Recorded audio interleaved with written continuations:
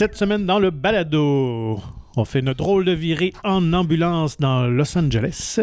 On se retrouve dans la France à l'aube des années 1980 sous la présidence Mitterrand. Et on sauve le monde à travers les multivers. Bienvenue dans mon ciné balado. Vous êtes en compagnie de Patrick Marleau et Jean-François Breton. Bonjour Jeff. Salut Patrick. Alors, de très grande sortie, des films très intéressants cette semaine qui prennent l'affiche. Ouais, très éclaté. Là. On dit souvent qu'on a de tous les styles. Il y a à peu près 10 sorties cette semaine. Ouais. Fait que vous devriez trouver quelque chose de très intéressant et d'autant plus avec la météo qui s'annonce plutôt maussade à travers le Québec. C'est le temps d'aller en salle. C'est le temps de renouer, oui. Ouais, de découvrir de beaux petits bijoux, honnêtement. Je pense que cette semaine, on va piquer votre curiosité. Je pense qu'il y a quand même des petites choses incontournables à voir. On va faire un petit retour sur l'actualité. Écoute, la semaine dernière, on l'avait dit dans le podcast qu'on l'enregistrait un petit peu plus tôt qu'à l'habitude. Il s'était rien passé. C'était trop calme, c'est sûr. Oui, et là, finalement, grosse tempête, grosse annonce dans le monde du cinéma qui va peut-être toucher un peu plus vieux, en fait, les amateurs de films d'action. Quand même, Bruce Willis qui annonce une retraite à cause de maladie. Donc, ça a quand même fait discuter pas mal sur les réseaux sociaux. Ça a fait oublier la gifle de Will Smith pendant quelques temps. Ouais, ben en fait, lui souffre malheureusement d'aphasie. Puis là, il y en a beaucoup qui ont mélangé aphasie et alopécie. Fait que là, il dit « Ah, il est chauve, il a la même chose qu'elle. » Puis c'est comme « Non, c'est deux nouvelles distinctes. Là. Il n'y a pas deux combats complètement différents. » Mais là, ce qui est arrivé, c'est que il y a plusieurs formes d'aphasie, là, mais on ne sait pas exactement laquelle il y a, mais ça lui appartient. C'est des troubles cognitifs. Exactement. Peu, fait que là, ça donne beaucoup de difficultés de langage puis de mémoire et tout. Fait que là, ce qu'on a su, c'est que dans les derniers films qu'il a fait, de plus en plus, on demandait de restreindre les journées de tournage, les dialogues, c'est maximum une semaine. Je pense qu'on entendait dire c'est beaucoup une semaine de tournage à $1 million. C'est très près de chez lui, probablement à Los Angeles, j'imagine. Ouais. Il y avait même une oreillette aussi souvent pour c'est tourner. Ça, exact. On soufflait ses répliques. J'ai su que même dans Glass, comme le dernier de la petite trilogie de M. Night Shyamalan, à chaque fois, il y a souvent son imperméable là, qui est comme son costume, puis chaque fois qu'on voyait pas clairement le visage, c'était pas lui. C'était vraiment une doublure pour l'épargner et tout. Beaucoup de réalisateurs était pas au courant, évidemment. Là. Je pense qu'il voulait pas que ça se répande. Il se doutait qu'il y avait quelque chose. Il est pas ça. Comme il a déjà été, mettons, le bon Bruce. Fait que c'est très dommage. Puis là, ce qui est arrivé, c'est que tout le monde se moquait de ses derniers films qui étaient des navets. On disait pourquoi il a tant besoin d'argent? Pourquoi il joue là-dedans? Des fois, il joue 10 minutes dans le film, mais il est sur la couverture, l'affiche, le nom et tout, pour vendre. Fait que c'était vraiment ridicule. Ouais. Là, sachant ça, là, tout le monde s'est excusé un peu en disant « OK, on savait pas que c'était... » Et surtout le gala des Razzies, c'est ce qu'on avait évoqué, donc qui souligne la médiocrité de l'année en cours. Et écoute, ça a tombé cette année que c'était lui qui avait comme une espèce de catégorie spéciale. Une catégorie spéciale pour souligner ses derniers films. Et finalement, se sont rétractés, se sont excusés de... Je pense que c'était Cosmic Sin qui avait gagné comme le pire film de l'année de Bruce Willis. Mais ouais, c'est ça, exactement. Là, tout le monde est mal à l'aise de la situation. Puis c'est très dommage de devoir quelqu'un qui doit quitter malgré lui. Là, peu importe le métier et la vie. Là, c'est l'humain derrière, là, pas juste le fait de faire des films. Là. Puis écoute, ça vient même nous toucher au Québec. Là. Cette semaine, on a appris que Michel Côté, qui est peut-être notre grande vedette du cinéma, voulait aussi prendre une pause pour des raisons de santé. Exact, c'est ça. Pour l'instant, on n'a pas annoncé une retraite de son côté. On a juste dit qu'il allait se retirer de la vie publique pour se consacrer à ses traitements pour une maladie de la moelle osseuse. On n'a pas parlé de cancer, on ne sait pas. On va leur laisser, lui et sa famille, traverser ça. Mais c'est très dommage. D'autant plus qu'il n'avait pas tourné depuis 2017 de Père en flic 2. Je l'avais entendu en entrevue, puis il me semble qu'il expliquait là, que maintenant il était aussi content d'avoir atteint un point où il choisit ses films. C'est pour ça qu'il n'a plus besoin d'en faire constamment. Disons. Donc on lui souhaite un bon rétablissement et du bon courage à lui et toute sa famille. Sinon, gala... Québec Cinéma, en parlant de cinéma québécois. On a annoncé que c'est Geneviève Schmidt qui revient à la barre de l'animation du gala, qui aura lieu le 5 juin, c'est un dimanche, et le 14 avril, donc jeudi prochain. On va savoir les nommés, les finalistes dans toutes les catégories. Quand même très curieux, surtout que j'écoutais. J'étais quand même très ouvert au cinéma québécois, mais je mentirais pas que depuis qu'on fait le balado, on les voit pratiquement tous. Ouais. Hein. Fait que, ouais, j'ai bien hâte de pouvoir jouer au jeu des prédictions, peut-être un peu à la sauce Oscar. Effectivement. Et parlant de prix, il y a Souterrain qui s'est distingué en recevant un prix dernièrement. Ouais, c'est le prix collégial du cinéma québécois. C'est comme un nouveau, ça fait quelques années seulement. C'est la 11e édition, déjà, je pense. Okay. Mais je crois que l'an dernier, c'était un peu moins fort là, à cause de toute la contexte social. Ouais. Fait que c'est plus de 1000 étudiants qui ont visionné les 5 films en nomination, là, en lice.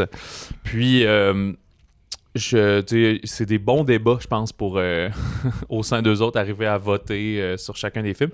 Fait que c'est des films qui ont joué dans la dernière année. Fait que c'est toujours un petit peu à rebours. Mais quoi que ça risque d'être des films qui vont tous être au Gala Québec Cinéma dans différentes catégories. Alors, c'est Souterrain qui a remporté, qui aussi était dans nos tops de films de l'année en général.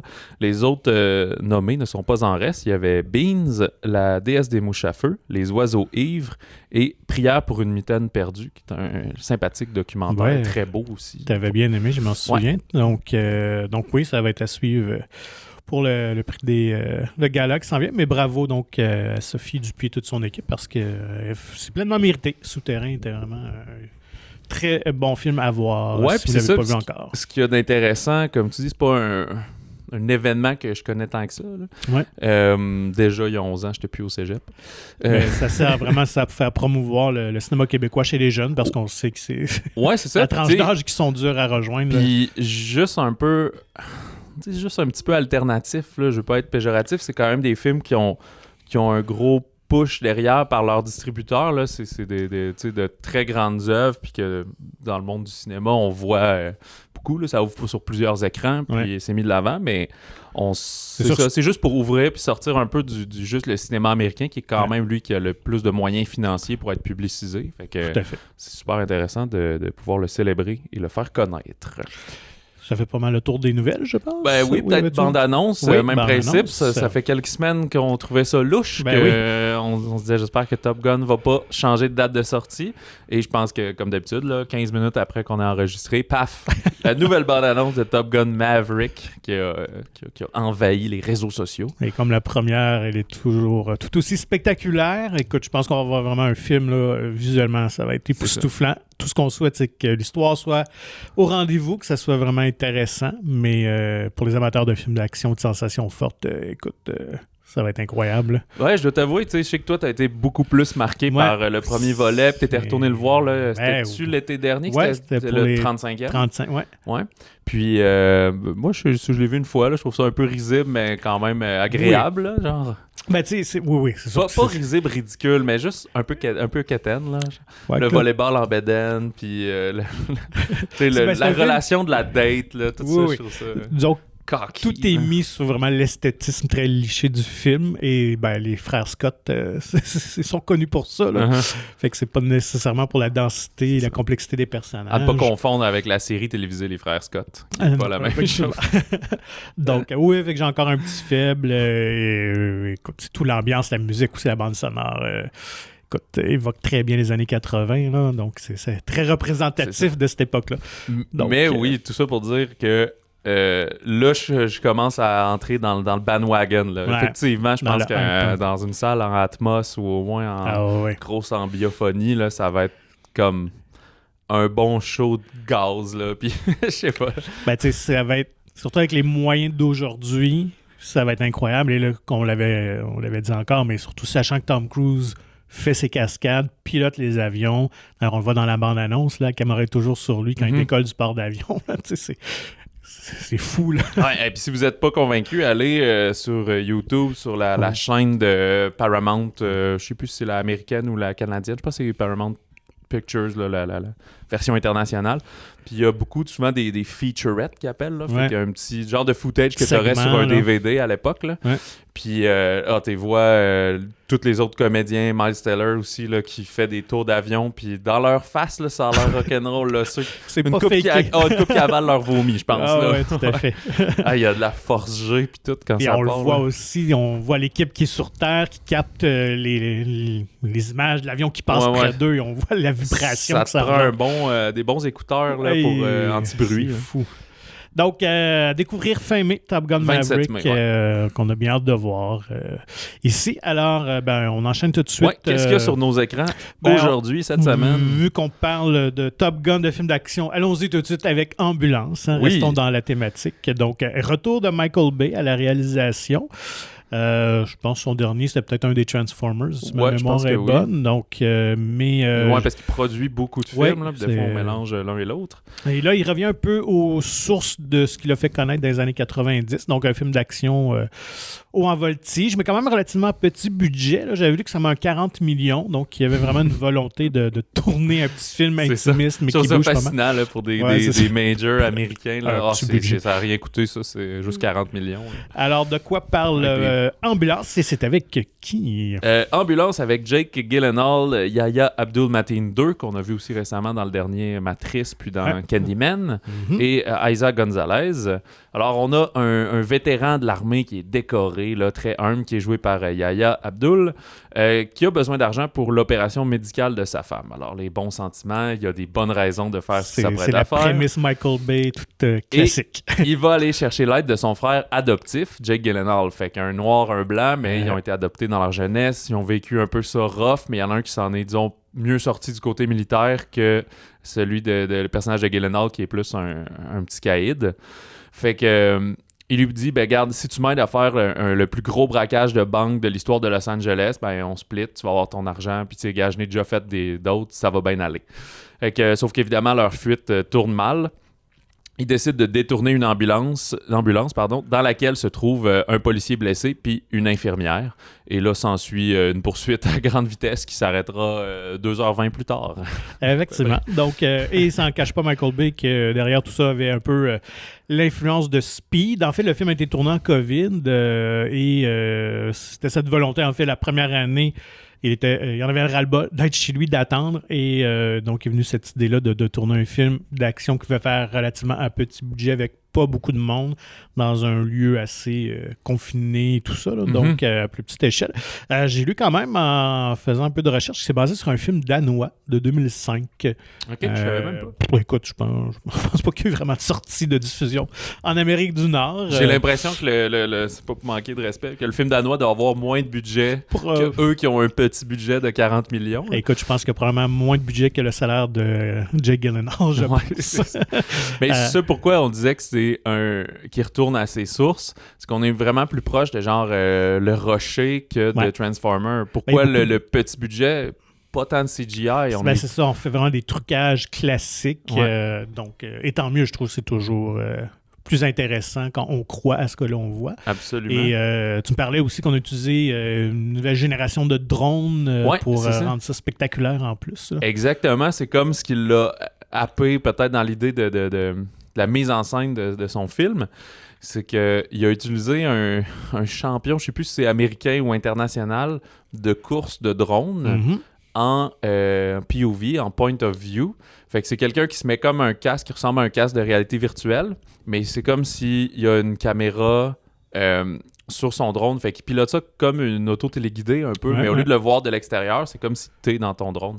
Fait qu'il a dit « mais ça, c'est tellement petit que ça peut s'immiscer comme partout dans l'action, tu sais. » Fait que c'est drôle, là, ce gars qui a une carrière pour faire des courses, là, c'est quand même, j'ai déjà vu des vidéos sur YouTube très spectaculaires quand même. Écoute, je pense même à RDS, ça commence à être diffusé. Je l'ai vu dans des canaux de sport, là, je sais plus si c'était TV Sport ou RDS, mais c'est... C'est possible. Fait que dans le fond, il a dit, pour une coupe de, je sais pas combien il paye, veux-tu filmer mon film d'action? Fait que là, Michael Bay, lui, il retourne à ce qu'il fait, des jumps d'ambulance, des hélicoptères qui explosent, de la mitraillette, puis il passe ton petit drone à pleine vitesse là-dedans, puis tout. Fait que c'est très impressionnant. Fait que c'est quelque chose que, dans la plupart des films, on va voir en CGI, pour donner cette espèce de point de vue impossible là. Mais là, c'est encore plus concret parce que c'est vraiment une caméra, une petite caméra genre 4K, là, mais sur un drone à 5000$ finalement qui fait ça. Là. Et là, je sais que vous vous dites, vous êtes sceptique, un film d'action de Michael Bay, ça va être nul, ça va être poche, mais écoute, les premières échos, les premières critiques sont quand même très positives pour ce genre-là.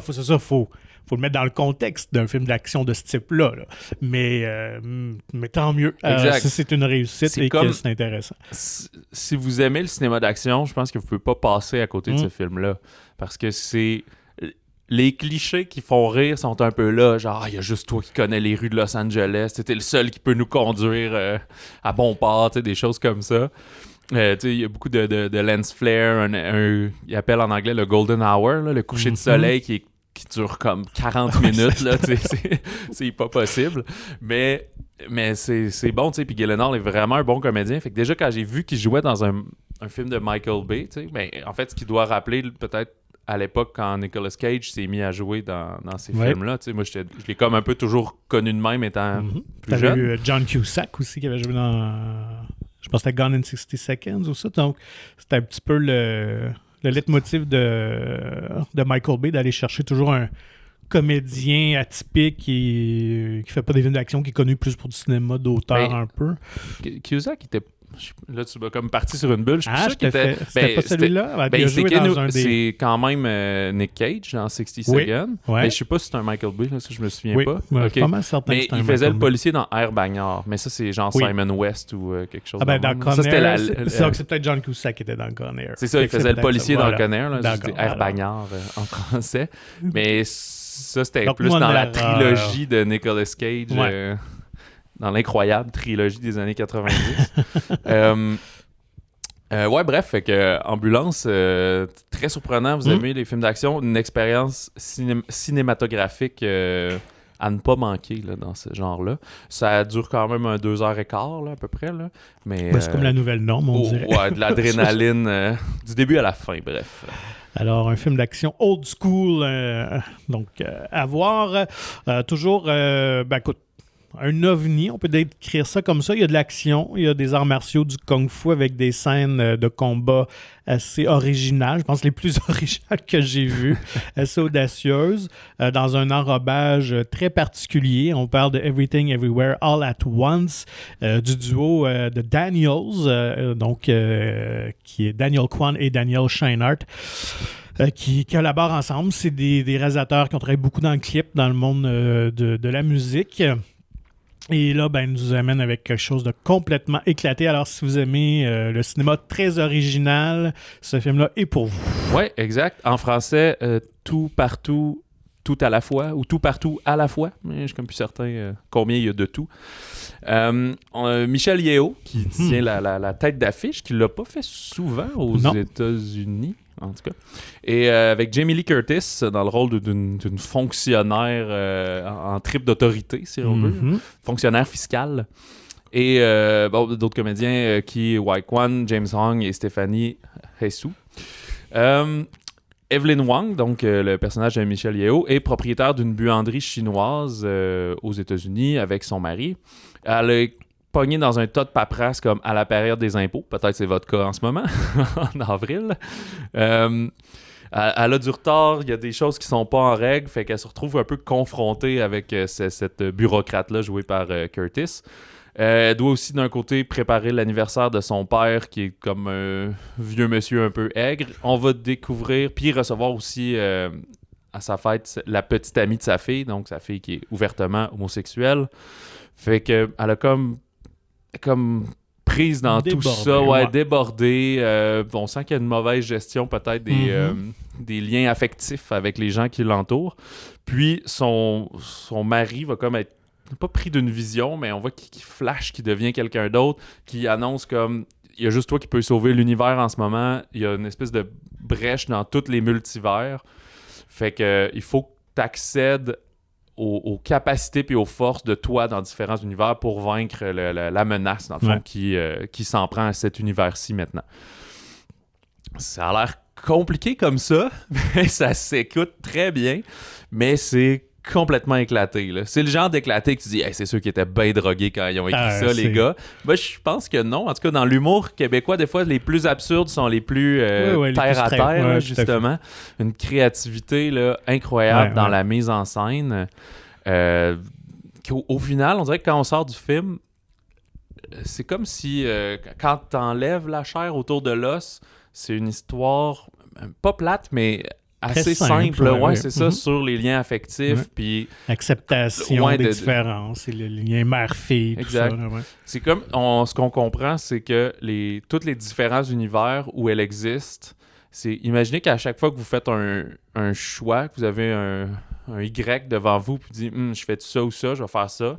Bon, ben il existe un univers où vous avez pris l'autre choix, qui lui va mener à une autre branche, qui va mener à 2 univers différents. Puis ça va comme ça à l'infini. Fait que là, sauf que pour traverser d'un à l'autre, il faut que tu fasses des affaires complètement absurdes. Là. Il y en a un qui mange un bâton de Lipsil, c'est dégueulasse. Genre, mais ça lui permet de connecter pour X liens pas vraiment expliqué. Il appelle ça l'effet slingshot, fait que ça va te chercher dans un verre puis ça te propulse dans un autre, ou t'es un maître de kung fu, fait que tu ramènes ce skill-là, mais il devient avoir une espèce de créativité qui me rappelait un peu à la Donjon Dragon. Pas dans la stylistique, mais de dire, t'arrives dans une salle, qu'est-ce que tu fais? Fait que ça te prend cette créativité-là. Avec mes yeux de voleur, je vais faire telle affaire. Fait que elle va chercher des skills, des compétences en cuisine, mais qu'elle va ramener dans du combat en l'utilisant de X manière. Vas-y, je te ouais, ben écoute, moi c'était juste un plaisir de voir Michel Yeoh faire du kung-fu, déjà là, parce qu'on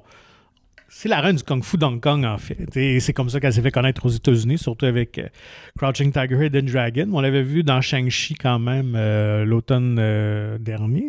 En septembre. Ouais, il y a quelques mois. Ouais. Donc, écoute, c'est toujours un plaisir. C'est une actrice tellement charismatique. Puis encore là, pour faire de l'argisme, mais pour son âge, elle est en shape en tabarouette. Elle est spectaculaire. Et un plaisir pour les plus vieux comme moi, parce que son mari, tu l'avais mentionné, il est joué par Ke Huy Quan, et c'est un retour pour ce comédien-là, qui est connu, en fait, qu'à l'époque des années 80, il a quand même fait 2 films marquants, alors qu'il était un pré-ado. Il jouait Short Round dans Indiana Jones et The Temple of Doom, et Data dans les Goonies. Okay. En français, c'est Short Round, c'est 2001? 2001, ouais, je pense que c'est ça, effectivement. J'ai plus vu en anglais, mais je crois que c'était ça. Non, c'est ça, c'est quand tu m'as dit ça, j'arrivais pas à l'imaginer jeune. Fait que on dirait que je cherchais le même personnage. Fait que j'étais là, je me souviens donc, pas. Donc, quand même, là... coup sur coup, ces 2 premiers films, c'est avec Steven Spielberg. Là, quand même, c'est pas si mal, mais évidemment, comme beaucoup d'enfants vedettes, t'es grandi, il y avait plus de travail, tout ça. Donc, il a quand même travaillé derrière la caméra à Hollywood pendant plusieurs années. Puis, il y a quelques années, un coup, en fait, je l'avais vu en entrevue, puis c'est suite au film Crazy Rich Asians qui a très bien fonctionné. En fait, qui est un des premiers films qui laissait vraiment la place à un casting, une histoire asiatique. Mm-hmm. Et quand il a vu ça, il a dit « J'ai pleuré ma vie et ça m'a donné le goût de revenir au cinéma comme acteur. » Et il a eu ce rôle-là. Et il est très bon, honnêtement. J'ai trouvé très efficace. Et mention aussi à Stephanie Hsu qui joue leur fille, une actrice plus de télévision, mais elle est tout aussi très belle. En fait, le casting est superbe. Jamie Lee Curtis dans un contre-emploi aussi, et un look vraiment pas glamour qui ne met pas du tout en valeur. Non, elle est comme tout en jaune et c'est ça. Un peu boulant, mais tout ça. Donc, la pire coupe de cheveux là, puis elle a comme des lunettes. Tu sais, coloré pour dire je suis éclaté dans ma vie, là. Fait que j'avais vu en entrevue, je pense que c'était avec la presse, que Jamie Lee Curtis disait j'ai compris les personnages qu'il voulait que je fasse. Le personnage qu'il voulait que je fasse, c'était j'en ai déjà rencontré dans ma vie. Quelqu'un qui a comme peut-être de l'emprise sur rien dans sa vie. Fait que la seule chose qu'elle a, ben, c'est pour ça qu'il y a une espèce de power trip de dire hey, tu sais pas à qui t'as affaire, là. Moi je te contrôle financièrement, je peux te détruire, tu sais. Effectivement, et elle le joue très bien.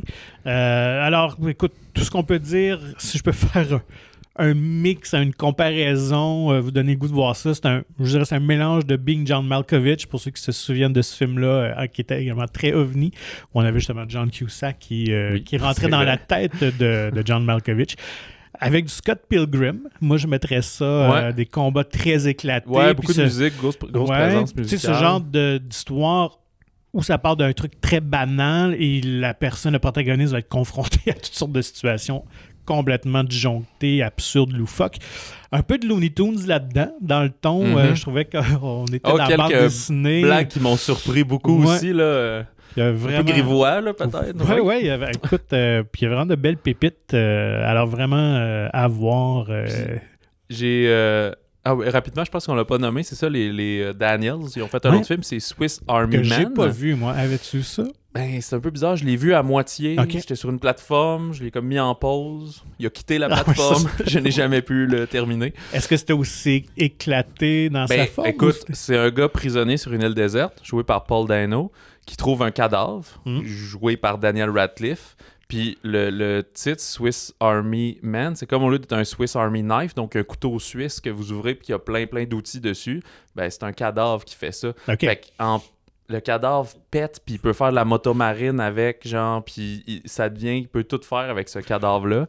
Et ben là, j'ai pas vu la fin malheureusement, mais c'est sûr que j'écoute ça très rapidement là, maintenant dans on voit qu'ils ont leur univers très unique à eux à ce moment-là. Donc. Mais tu sais, quand on compte ça, peut-être dire tout le film est super niaiseux, je sais pas, Seth Rogen, puis c'est comme non, c'est pas ça, c'est juste tellement brillant là. C'est vrai, le parallèle avec Scott Pilgrim est super bon de juste prendre quelque chose puis dire j'utilise le médium du cinéma un peu, peut-être pas au maximum, mais à un certain potentiel de dire oui, c'est pas réel, mais on joue, on s'image, on voit plusieurs univers, des univers complètement flyés. Là, visuellement, c'est éclaté. Écoute, c'est indescriptible. Et on peut pas mettre des mots. J'ai eu peur, je sais pas pour toi, mais tu sais, ayant vu la bande-annonce, c'est un film des studios A24, je suis toujours branché là-dessus. Fait que j'avais peur de m'être overhypé, là, d'avoir trop de grandes attentes pour le film puis de juste en être déçu. Puis c'est pas le cas. Je dirais pas, c'est pas un film, disons, parfait, là. Il dure quand même 2h20. Il aurait peut-être resserré un petit peu, je suis d'accord. C'est ça. Je suis comme... Je trouve que c'est un peu chiant quand on dit le film, il est un peu long, mais je sais pas que j'aurais coupé parce que... Comme on dit, le fait qu'il se promène d'un univers à l'autre, ce qui est intéressant dans le récit, ou ce qu'on pouvait dépeindre, par exemple, dans Morbius, qui est très récent, c'est qu'il découvre un pouvoir, il le maîtrise. Ben, elle, non. Elle découvre un pouvoir, galère avec un peu, c'est difficile. Fait que ça va ajouter du temps dans la construction de l'histoire, évidemment. Fait que... Mais l'ensemble, c'est génial, là, quand on dit une pépite, là. Voilà. Donc, un vrai régal pour les yeux. Et en terminant, j'avais lu que le rôle principal, je ne sais pas si tu avais eu cette information-là. Non, surprends-moi. En fait, avait été écrit pour Jackie Chan à l'origine. Donc, ça devait être de point de vue de l'homme. Puis en cours de route, en écrivant, ils ont décidé de changer ça pour le rôle de la femme et de prendre Michel Yeoh. Je pense que j'aime mieux ça comme ça, moi. Moi aussi, tout à fait. Alors, écoute, assurément, ça va être un film... pas mal certain qu'il va être en nomination aux Oscars 2023. Là, genre scénario original, c'est montage sûr. aussi. Même réalisation. Je serais pas surpris. Mais donc vraiment... C'est ça, ça dépend. C'est ça, en 24, ils ont quand même souvent des nominations. J'ai essayé de repenser, mais c'est ça, Lady Bird, c'était un A24 parce que tout le temps une question de lobbying et de pouvoir financier pour que les gens écoutent le film et le votent, là, si on pense à Coda et... Bref, tout ce qui s'est passé dans les derniers mois. En plus que, tu sais, le film sort là. Fait que c'est beaucoup plus difficile pour lui que s'il sort certain. En octobre, en septembre. Mais il laisse tellement un impact. Donc, après avoir vu ça, c'est impossible à oublier. Là. Ouais, puis je pense que tu l'avais mentionné la dernière semaine. C'est un film qu'ils ont pris la stratégie d'ouvrir en sortie limitée. Fait qu'il a ouvert dans à peu près 10 salles aux États-Unis il y a 2 semaines. Un petit peu plus la semaine dernière. Puis là, il ouvre au Québec et vraiment plus largement. Fait que ça crée un engouement. Puis les premières recettes, il y avait des sortes de records. Là. Il avait ouvert dans... je pense que j'y vais de mémoire, là, c'est ça, à peu près 10 salles, puis c'est des moyennes de comme 9-10 000 par écran pour une fin de semaine. Là. C'est astronomique. Là. C'est des chiffres... c'est plus haut que Spider-Man, je pense. Là, c'est ça. Mais au final, il n'a pas fait 200 millions parce qu'il est juste sur 10 écrans, mais il fait comme, je sais pas, là, une centaine de mille. Là.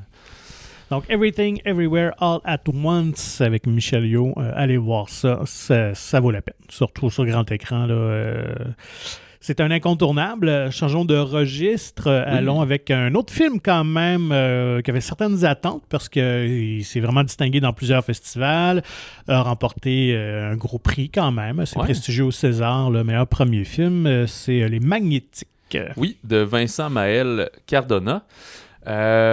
C'est avec notre Timothée Robert, Marie Colomb et Joseph Olivenez, qui, probablement, comme moi, vous connaissez pas ces acteurs-là. C'est aussi je viens au synopsis, on suit des jeunes plus dans la vingtaine. Alors, de jeunes comédiens français de région de Bretagne. Fait que oui, sont pas encore très, très connus ici.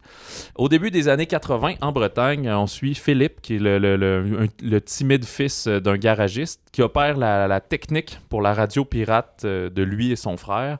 Fait que son frère un peu plus vieux est comme le cool un peu du village, c'est lui qui anime la radio, alors Philippe le voit comme un modèle, une certaine admiration pour son frère. Lui, sa spécialité, c'est être en arrière, super bon bricoleur, je pense qu'on dit un électronicien quasiment, là, qui fait sa soudure, il fait ses trucs, il fait des mix. On est à l'époque des cassettes et encore des vinyles. Longs jeux, ouais. Fait qu'il se fait des boucles infinies pour avoir des séquences. Fait qu'il fait des mix live, mais pas comme un DJ, plus comme une création sonore, vraiment.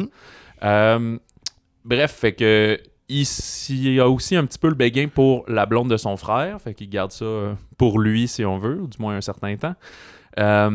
Mais vient, je pense, c'est parce qu'il a 18 ans qu'il va être appelé à faire le service militaire. Et va-t-il réussir à s'en défiler? Et la trame de fond, j'ai plein de « et », mais c'est mon dernier, ça.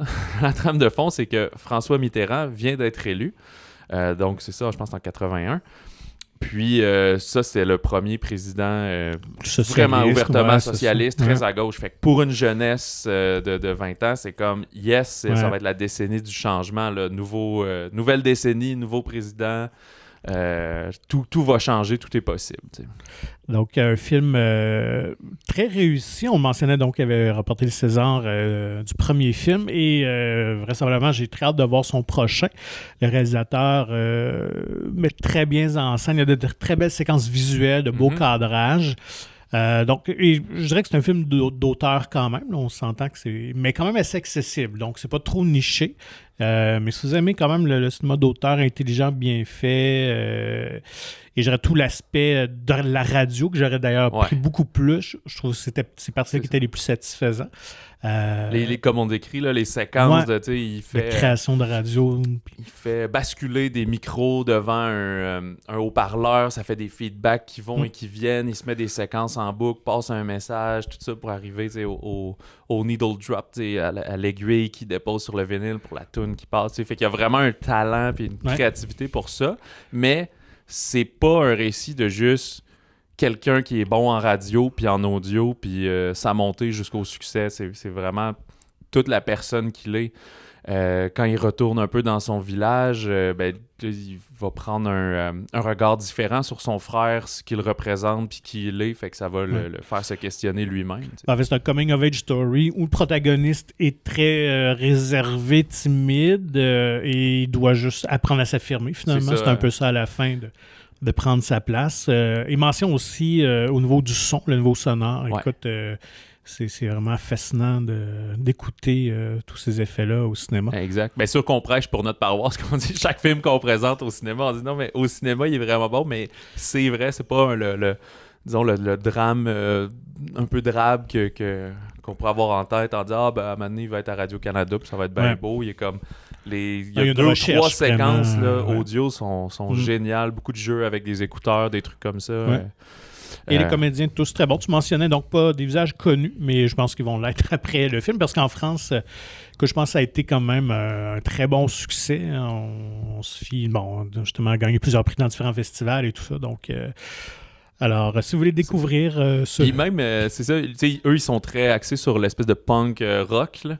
Fait que je trouvais ça vraiment cool. C'est ça, dans la trame sonore, de réentendre là, Joy Division, Iggy Pop, The Undertones, plein de trucs comme ça. Fait que c'est même un album que, je sais pas, je pense pas que ça va être distribué ici, mais que ça donne envie d'écouter la trame sonore comme telle pour revisiter ces années 70-80 dans la musique de jeunes. Tout à fait. Les Magnétiques, présentement à l'affiche dans plusieurs cinémas. Restons dans le cinéma français. Là, on est dans la comédie populaire, la comédie d'été. Mais écoute, on ne peut pas passer à côté de cette suite-là. 3e film de cette trilogie qui est un grand succès commercial en France, avec Christian Clavier. Ouais. Donc, qu'est-ce qu'on a tous fait au bon Dieu? Exact. On a eu qu'est-ce qu'on a fait au bon Dieu, qu'est-ce qu'on a encore fait au bon Dieu. Et là, c'est le 3e volet. Qu'est-ce qu'on a tous fait au bon Dieu? Maintenant, Claude et Marie Verneuil, donc les parents, s'apprêtent à fêter leur 40e anniversaire de mariage. Et pour les surprendre, leurs 4 filles organisent une grande fête où elles invitent leurs beaux-parents, donc les 4 couples de parents de leur mari. Fait que c'est beaucoup, évidemment, comme les autres, des quiproquos multiculturels et aussi sur les tempéraments, beaucoup la manière d'être, beaucoup de couples dysfonctionnels au travers de ça, dans des guerres entre leurs propres enfants, les propres beaux-frères. Peut-être vous aviez vu le deuxième film, vous l'avez trouvé un peu en deçà du premier. On remonte en qualité ici. Là. On se rapproche plus de la finesse d'écriture du premier, si on veut. Mais c'est une comédie légère, dans le fond. Ouais, c'est comme c'est prétention. le bon timing pour ça. On croyait là ou non, on s'approche de l'été, on est au printemps. Puis ça fait un certain temps qu'il n'y a pas eu une comédie qui s'affirme, si on veut, qui embrasse le fait qu'elle est une comédie. Alors, qu'est-ce qu'on a tous fait au bon Dieu arrive au bon moment pour ça. Et pour la famille, vous n'êtes pas en reste, car une suite très attendue, je pense, des plus petits. Je pense que ça va être un gros succès en fin de semaine. Le retour de Sonic. J'avais des plus petits ou des plus vieux, comme moi, peut-être toi aussi, qui était marqué à la Sega Genesis. Moi, je suis plus Super Mario. Donc, moi, quand j'étais jeune, j'avais pas de console. Fait que ça dépendait de chez quel ami j'allais. Voilà, c'est ça. Mais il y avait un de mes bons amis que lui, on jouait... avait la Sonic. Sonic 2, là, c'est quand même très cool. Et d'ailleurs, qu'est-ce qu'il y a de bien dans Sonic 2? C'est Tails. Et pour le deuxième film de Sonic, Tails est là. Je pense qu'il y avait un petit genre de caméo à la fin du premier, si ma mémoire est bonne. Là, il va être vraiment au centre du récit pour aider. Ça va être l'allié de Sonic. Le docteur Robotnik revient, il est flanqué de Knuckles, donc le Némésis rouge de Sonic dans la série de jeux vidéo, qui devient allié éventuellement, il me semble, dans les jeux. Ils sont à la recherche d'une émeraude là, qui a le pouvoir de détruire des civilisations entières. Fait qu'évidemment, le méchant Dr. Robotnik, qui est joué par Jim Carrey, qui s'amuse comme on l'a connu dans les années 90. Effectivement, j'allais dire c'est comme un retour en force pour lui. On l'a moins vu aussi dans la dernière décennie. Donc, je pense que c'est une découverte pour les plus jeunes qui apprennent à le découvrir, tout simplement. Hein. Puis si, peut-être, vous souvenez-vous que, ou vous l'avez peut-être manqué, quand Sonic, le premier film, était sorti, la première bande-annonce, le visuel de Sonic était catastrophique. Ça avait fait horrifiant, jaser, là. Ouais, c'est ça. Puis il y a eu tellement de mauvais commentaires. Les gens s'en sont moqués qui ont fait « On peut pas laisser ça aller, là. On peut pas garder le bateau, foncer dans l'iceberg, là, tu sais. » Alors, ils ont redesigné tout Sonic. Ils ont repoussé le film. Ils ont sorti une bande-annonce. Puis les gens disent « OK, bravo. » Là, ça, c'est plus ça. Fait qu'ici, ils ont comme... dans le deuxième film, garder c'est un peu ça en tête. Il y a le même visuel, mais peut-être même, j'ai pas vérifié qu'il y aurait encore plus de budget au film. Là. Il est fait avec soin puis avec sérieux, surtout considérant le succès qu'a eu le premier. Je pense qu'on veut encore capitaliser là-dessus. Ça a aussi pas pris trop de temps là, entre les deux. Il me semble que c'était sorti... un an et demi, peut-être. Dans mon souvenir, c'est février 2020, juste avant la pandémie. On va finir par arrêter d'avoir ce comparatif-là, là, mais en tout cas. Fait que, Sonic le Hérisson 2, Sonic the Hedgehog, qui est maintenant à l'affiche. Dans les autres sorties, quittez pas, il y en a, c'est une pléiade. On a Twist à Bamako, de Robert Guédiguian, qui avait fait La Villa, entre autres, il y a quelques années, avec Alice Dalouse, Stéphane Bach, Isaka Sawadogo. On est au début des années 60 au Mali, qui est maintenant indépendant. Donc, bien que c'est une colonie française, ils ont gagné leur indépendance. Et on a un jeune militant socialiste qui va s'éprendre d'amour pour une adolescente qui, elle, était mariée de force, au fils du chef de son village. Fait qu'elle se sauve du village pour aller à Bamako. Leur amour grandit là-dedans, mais c'est un amour interdit. Fait qu'il y a une petite saga un peu à la Roméo et Juliette au travers de ça. C'est très intéressant. C'est drôle, alors que dans Les Magnétiques aussi, on parlait de la montée socialiste. C'est la même chose ici, 20 ans plus tôt. Super cool de comme découvrir ce pan d'histoire qu'on connaît pas du tout. Là. Nous, étant une ancienne colonie, mais n'ayant... Bon, en tout cas, on n'est pas là-dedans. On a quand même colonisé certains peuples, là, mais... Fait quoi, c'est ça, c'est très cool, la reconstitution qu'ils ont fait, découvrir ce mouvement-là, tu sais, oui, l'indépendance a eu lieu, mais ça veut pas dire que tout le monde est à bord du train, là. Fait que lui, son rôle de jeune militant, il travaille directement pour le nouveau chef. Il s'en va dans les petits villages expliquer le principe du socialiste, de dire vous faites vos récoltes, mais on va en prendre une partie, puis ça sert à limiter les prix. Puis on voit des commerçants, dont son père, qui est dans le commerce de textile, que lui, il dit là, je peux même plus faire d'import-export, j'ai perdu du contrôle, on est contre ça, il y a des manifestations, ça tourne au vinaigre pas mal. On voit les impacts quand même. Ouais, c'est ça. C'est toujours intéressant de souligner les soulèvements ou les rassemblements idéologiques, tout ça, de vouloir faire avancer les choses, mais ça crée toujours un impact sur d'autres personnes aussi. Donc, ça se fait pas sans heurts. Exact. Fait que, bref, le côté social est très fort dans Twist à Bamako. Et surtout la première moitié, parce qu'on veut bien nous installer qu'est-ce qui se passe, puis où est-ce qu'on est. Puis en deuxième moitié, là, on va tendre encore plus sur l'histoire d'amour. Et pourquoi Twist à Bamako? C'est qu'il y a les boîtes de nuit commencent, fait que là, les gens arrivent, se changent, on met des jupes plus courtes, on met des habits plus serrés. Et ça écoute du chubby checker? Oui, mais beaucoup de francophonie, tu sais, fait que l'époque où, comme nous, on a connu ici, mais c'est pareil en France, on traite la course à la traduction des chansons, là. C'est pas abordé là-dedans, mais ça twist sur des vers français. Mais là, à un moment donné, ça fait pas le plaisir non plus des dirigeants, même s'ils sont plus à gauche, que la jeunesse consomme de l'alcool et tout, puis pour les parents aussi, c'est dur à accepter. Un choc des générations. Et voilà, fait que ça, c'est au menu dans Twist à Bamako. J'en suivrai avec la comédie dramatique belge Une vie démente. Beaucoup de films français cette semaine, de Raphaël Balboni et Anne Siro.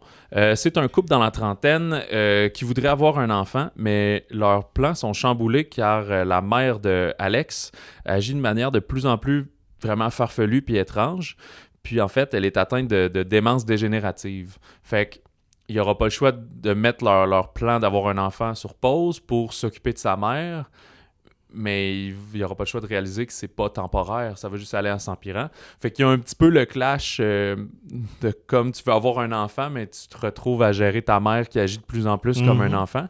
Fait que c'est pas genre burlesque et tout. Non, c'est ça. C'est extrêmement touchant. Le film a d'ailleurs remporté 7 prix au Magritte du cinéma, ce qui est un peu les Oscars en Belgique, là, si on veut, là, ou les Césars belges. Dont celui de meilleur film, meilleur scénario, meilleure actrice pour Joe Dessert. Puis je pense le comédien qui fait Alex avait gagné meilleur acteur. Fait que dans le fond, c'était cette année au Magritte, t'as Une vie démente qui a remporté 7 prix, puis Un monde de Laurent Wendell qui en a remporté 7 autres. Fait que qu'on a eu il y a quelques semaines. C'est les deux gros films. Un monde est vraiment plus dramatique, sombre. Il y a vraiment beaucoup de beauté, d'humanité aussi dans Une vie démente, là. C'est vraiment un très beau film. J'avais eu la chance de le voir à Cinémania là, cet automne. Fait qu'Une vie démente, là, moi je recommande chaudement. Peut-être, vous connaissez que mieux, là. Si vous avez une situation de démence dans votre famille ou quelque chose, c'est peut-être pas ce qui va vous changer les idées. Mais il y a beaucoup de beauté. Fait que c'est peut-être une façon très, je sais pas, sereine d'attaquer ce problème-là. T'sais. Je sais qu'il y avait Julianne Moore qui avait fait un film il y a quelques années où, je sais plus, c'était peut-être plus de l'Alzheimer, par exemple, que de la démence, là. Ouais, Forgetting quelque chose. Forgotten, peut-être, non? Non, pas de Forgotten. C'est autre chose complètement avec des extraterrestres. Mais, je sais plus. En tout cas, bref, c'est un sujet qui a quand même déjà été traité. Il y a eu The Father aussi. Fait que, mais ici, c'est comédie dramatique et très bien vue. Pas de blague de mauvais goût, mais à un moment donné, la madame, elle sort tout nue, tu sais, chez elle. Elle a beaucoup d'affection pour sa voiture, mais il faut y enlever éventuellement. Fait qu'il manigance un peu, ou juste pour y mettre un aide chez eux, tu sais. Tu peux pas dire, hey, man, t'es folle, fait que cette personne-là va t'aider. Ouais, c'est comme, c'est mon ami, mais il a besoin d'une place où dormir, fait que on dit qu'il pourrait peut-être rester chez vous, t'as une chambre de luxe. Ah, ouais, mais pas trop longtemps, tu sais, mais elle a fini par s'acclimater. Très, très sympathique pour Une vie démente. Il y a le drame australien Nitram, zéro joyeux ici, de Justin Kurzel. On est en Australie à la fin des années 90. On va suivre un jeune homme asocial, un peu simple d'esprit, puis que diverses circonstances vont l'amener à commettre une tuerie de masse. Et c'est librement inspiré un peu de la vie de Martin Bryant, dans le fond, qui a tué 35 personnes et blessé 37 autres à Port Arthur en 96 en Tasmanie, dans le fond. OK. Fait que Nitram, c'est Martin à l'envers. Fait qu'on a utilisé des noms différents. Fait que c'est ça. T'sais, c'est pas joyeux. Film choc. Ouais, film choc. Cela dit, on note que c'est Caleb Landry Jones qu'on a vu dans Get Out, là, qui faisait le frère de la fille. Il était aussi dans Three Billboards Outside Ebbing. Il a remporté le prix d'interprétation masculine à Cannes. Alors, c'est Renate Reinsve pour Julien Dauchapitre qui avait eu le pendant féminin. Et lui, c'est ça, pour Nitram. Sortie assez limitée, version originale sous-titrée français pour Nitram. J'ai pas eu la chance de le voir, mais... En tout cas, les qualités d'interprétation piquent ma curiosité, mais c'est comme Gus Van Sant avait fait avec Elephant, des trucs comme ça. C'est où on avait vu Tilda Swinton dans We Need to Talk About Kevin. C'est ça, il y a quelques années qu'elle jouait le rôle de la mère d'un jeune qui commet une tuerie. Ouais. C'est trash. On souhaite pas ça, mais écoute, ça arrive des fois. Fait que façon de voir, disons, comment ça aurait pu se décider. Je ne sais pas, par contre, si de quoi il s'est inspiré, si c'est juste une fantaisie d'avoir créé comment ça aurait pu arriver ou inspiré d'histoires vraies. J'ai pas pris le temps de faire les recherches puisqu'on n'a pas eu la chance de le voir. Dans quelques documentaires, dans le fond, qui prennent l'affiche aussi, là, un peu plus joyeux. Le documentaire québécois « La famille de la forêt » de Laura Rietveld. On est dans la péninsule gaspésienne, au cœur de la forêt boréale. Il y a une famille... francophone originaire de Belgique, tout est dans tout, ben oui. qui vit en autarcie, donc en autonomie complète en forêt, un peu coupé du monde, là. C'est pas, je dirais, ils communiquent, ils parlent et tout, mais ils font leur propre bouffe, leurs propres outils, ils sont autosuffisants, bref. Sauf que là, on découvre comment ils vivent, ce qui est fascinant, mais leurs 3 fils approchent de l'âge adulte, fait que vient les questionnements de... Est-ce qu'on peut pas les restreindre et eux, est-ce qu'eux vont quitter?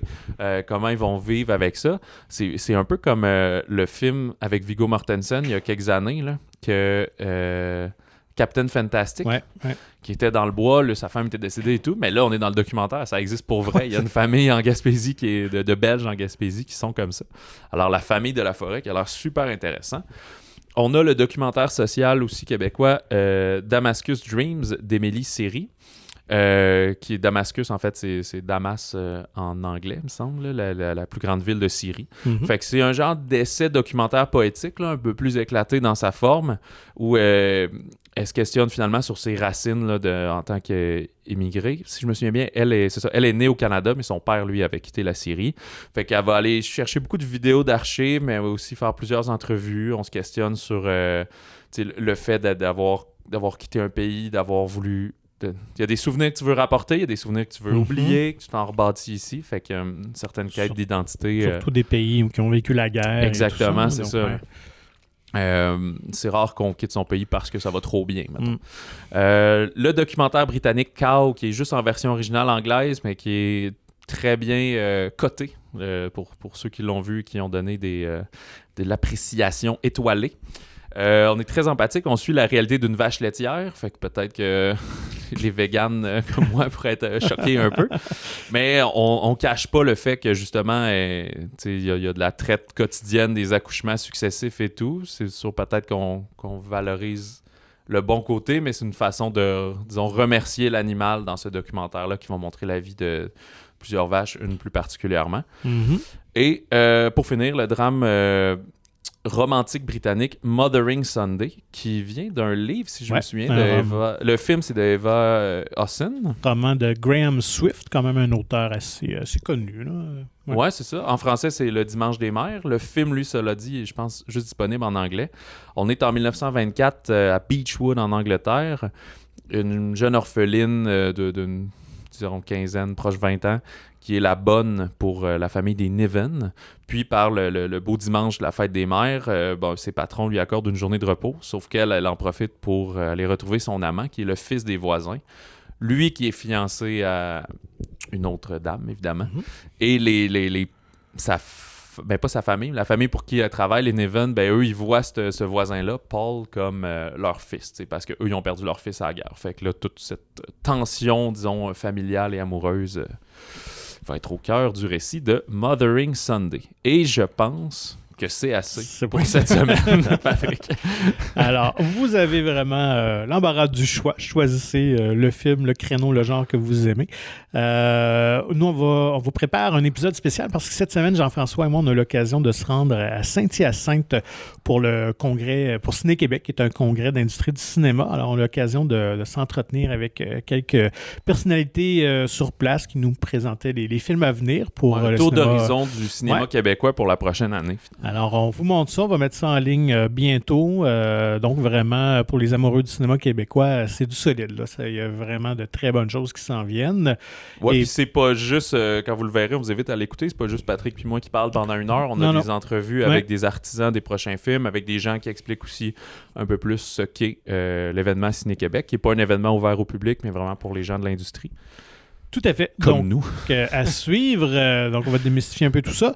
Et la semaine prochaine, C'est une plus petite semaine, Oui, mais moins de sorties, là. Ça va être moins mon monologue de présentation des sorties, mais... un gros morceau quand même pour, évidemment, les amateurs de l'univers de J.K. Rowling avec c'est l'univers de Harry Potter, évidemment.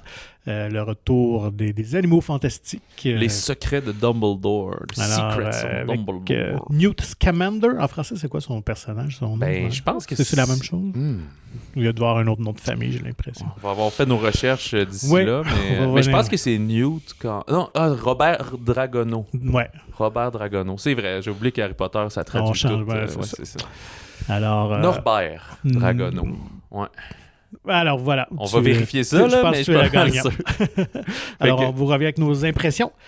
D'ici là, vous pouvez nous contacter balado au singulier @monciné.ca. Et comme d'habitude, procurez-vous le magazine Mon Ciné qui est gratuit, disponible en version physique dans votre cinéma favori ou en version numérique au monciné.ca. Et sur ça, on vous souhaite du bon cinéma et du bon popcorn. À bientôt.